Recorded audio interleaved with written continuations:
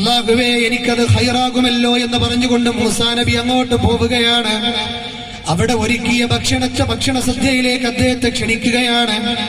ഇമാം തുർമുദിയുടെ ഹദീസിൽ നമ്മൾ വായിക്കുന്ന ഭാഗത്ത് കാണാം, ഈ വീട്ടുകാർ മൂസാ നബിക്ക് വേണ്ടി ഒരുക്കിയ ഭക്ഷണമില്ലയോ, ആ ഭക്ഷണം ഒരുക്കിയപ്പോൾ മൂസാ നബി പറഞ്ഞു, ലാ ആകുൽ, ഈ ഭക്ഷണം ഒരിക്കലും ഞാൻ കഴിക്കില്ല, ഈ ഭക്ഷണം ഒരിക്കലും എനിക്ക് വേണ്ട. ആ സമയത്ത് ആ ഗൃഹനാഥൻ അദ്ദേഹത്തോട് മൂസാ നബിയോട് ചോദിക്കുകയാണ്, എന്തേ നിങ്ങൾക്ക് വിശപ്പില്ലേ, നിങ്ങൾക്ക് ഭക്ഷണം വേണ്ടേ എന്ന് ചോദിച്ചപ്പോ മഹാനായ മൂസാ നബി പറഞ്ഞു, അത്രേ എനിക്ക് നല്ല വിശപ്പുണ്ട്, പക്ഷേ എനിക്ക് ഈ ഭക്ഷണം വേണ്ട, ഈ ഭക്ഷണം എനിക്ക് വേണ്ട എന്ന് പറയുകയാണ്.